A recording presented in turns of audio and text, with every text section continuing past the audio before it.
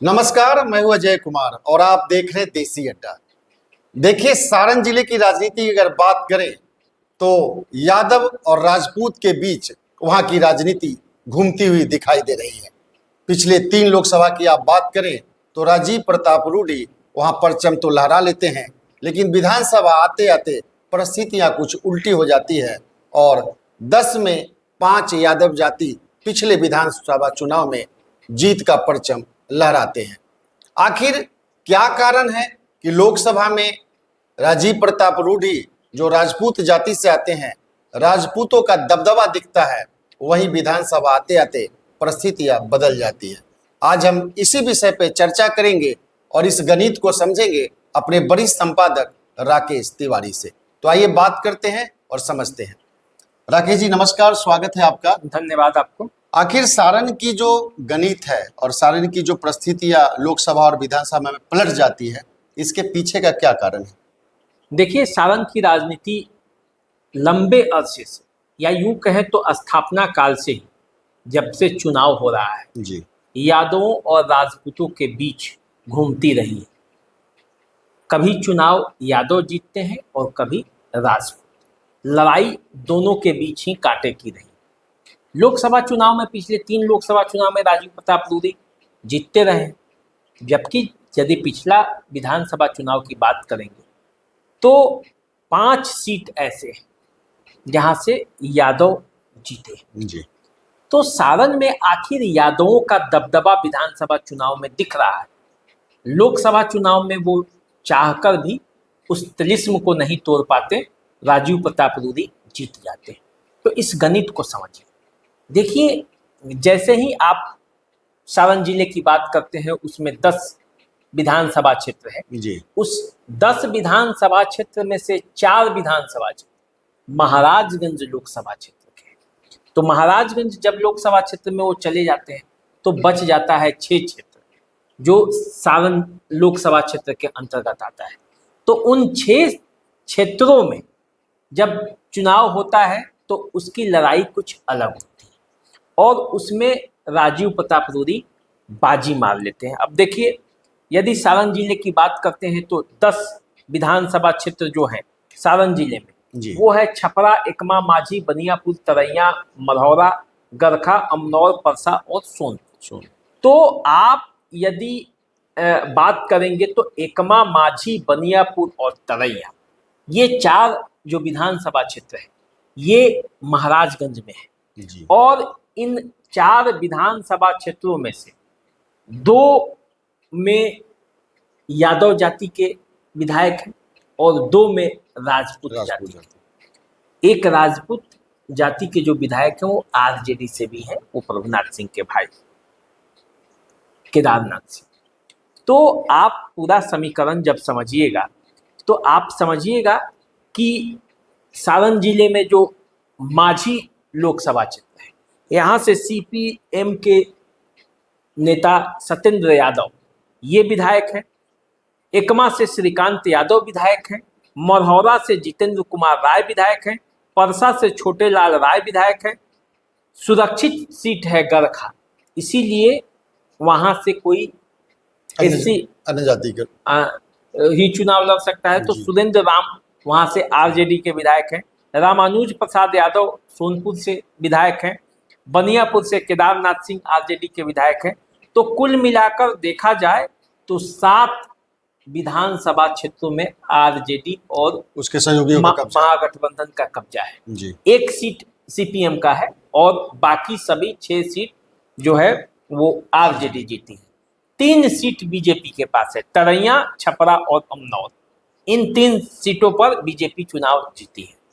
तो कुल मिलाकर यदि आप सारण लोकसभा क्षेत्र में देखेंगे तो सारण में 6 विधानसभा क्षेत्र में से 3 पर बीजेपी जीती थी और 3 पर आरजेडी ने जीत।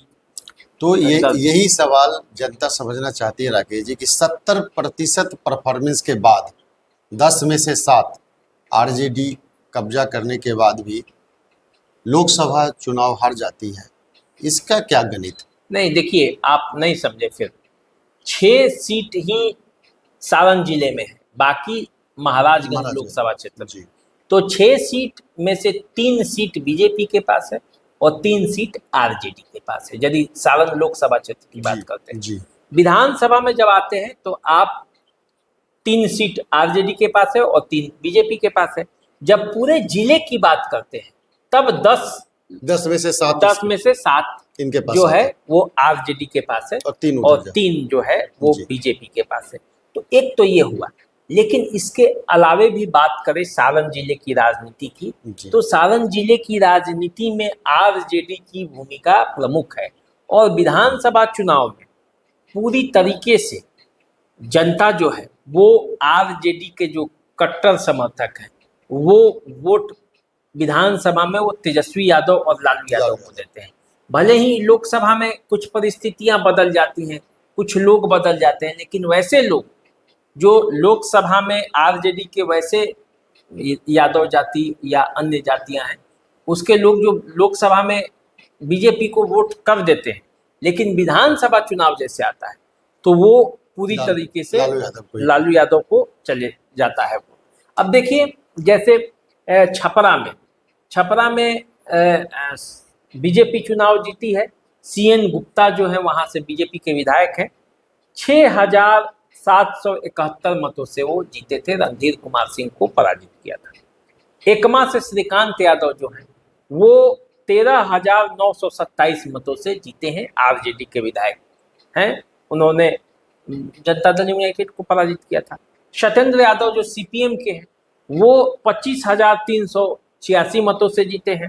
बनियापुर से केदारनाथ सिंह की जीत जो है वो 27,789 मतों से है। तरैया से जनक सिंह की जीत जो है वो 11,000 के आसपास के मतों से है। जितेंद्र कुमार राय जो मरहौरा के विधायक है उनकी जीत जो है वो 11,000 के आसपास का है। सुरेंद्र राम 9,937 मतों से जीते हैं गरखा से, और कृष्ण कुमार मंटू जो बीजेपी के हैं वो 3,681 मतों से जीते हैं। छोटे लाल राय जो है वो 17,993 मतों से जीते हैं, और सोनपुर से रामानुज प्रसाद यादव जो हैं वो 6,686 मतों से जीते हैं। तो इस तरह से आप देखेंगे तो आरजेडी कई सीटों पर बड़े अंतर से भी जीता है, और यही जो कारण है कि जनता दल यूनाइटेड और बीजेपी मिलकर भी वहां पे आरजेडी को पराजित नहीं कर पाया, क्योंकि आरजेडी के वहां वर्कर हैं, लालू यादव का वो सीट रहा है लोकसभा चुनाव का, तो डायरेक्ट लालू फैमिली से भी लोगों का वहां जुड़ाव है, और यादव और राजपूतों में जब भी टकराव होता है स्थानीय स्तर पर तो उसमें यादव भारी पड़ते हैं। लेकिन जब लोकसभा का चुनाव आता है तो केंद्र में भी लोग देखता है, मोदी को भी देख के भी वोट करता है। तो यही अंतर है कि सारण में जब लोकसभा का चुनाव आता है तो पिछले 3 चुनाव से राजू प्रताप रूडी जीतते आए हैं, और पिछले चुनाव में जो बीजेपी और एनडीए के गठबंधन और महागठबंधन के बीच हुआ था तो उसमें 7 सीटें जो है वो चली गई थी महागठबंधन के पक्ष में, और 3 सीटें जो है वो बीजेपी के पक्ष में आई थी। जी, जो जातीय समीकरण है देखा जाए तो राजपूत वर्सेस यादव, तो इसमें भारी कौन पड़ेगा? मतलब अगर संख्या की दृष्टि से देखा जाए, अगर आपके पास उसका कोई आकलन हो तो कि कौन से भारी पड़ेंगे? तो देखिए यदि हम क्षेत्रवार बात करते हैं तो हम क्षेत्रवार ही बात करते हैं। पहले माझी की बात करते हैं। माझी हमेशा राजपूत वर्सेस यादव वहाँ चुनाव होते रहे हैं। 1-2 बार कई ब्राह्मण भी वहाँ से विधायक बने हैं, क्योंकि वहाँ ब्राह्मणों की भी संख्या है। तो माझी में यादव विधायक बनता है, राजपूत विधायक बनता है या ब्राह्मण विधायक बनता है। तो माझी क्षेत्र जो है वो इस तरह का कॉम्बिनेशन है। जब राजपूत, ब्राह्मण और अन्य जातियां आपस में जुट जाती हैं तो यादव को हार जाना पड़ता है, चाहे वो किसी भी पार्टी से चुनाव लड़े। और जब उधर से गोलबंदी होती है और इधर वोटों में बिखराव होता है तो वो जीत जाते हैं। तो मामला माझी का ये है। अब आप आते हैं एकमा में। तो एकमा में कोयरी जाति के लोगों की संख्या अच्छी खासी है, यादव जाति की संख्या अच्छी खासी है, भूमिहारों की अच्छी खासी संख्या है, राजपूतों की भी संख्या है।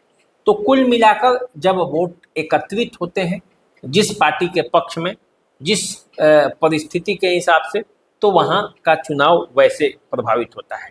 मढ़ौरा में जो है वो यादवों का कब्जा रहता है, यादव जीतते रहे हैं पहले से भी, अभी भी लड़ाई भी उन्हीं के बीच में होती है। यदि आप परसा की बात करें तो परसा में भी यादवों का दबदबा है, जीतता विधायक चाहे जो बनता है वो कोई ना कोई यादव जाति से ही होता है। कभी छोटे लाल राय बन जाते हैं तो कभी चंद्रिका राय बनते हैं, दोनों यादव जाति से ही बिलोंग करते हैं। गरखा सुरक्षित क्षेत्र है तो वहाँ से तो सवाल ही नहीं होता है किसी दूसरे जाति का, वो जब बनेगा तो सुरक्षित क्षेत्र है। तो वहाँ से सुरेंद्र राम जीतते हैं, कभी ज्ञानचंद मांझी जीतते हैं, कभी भुवनेश्वर चौधरी जीतते हैं।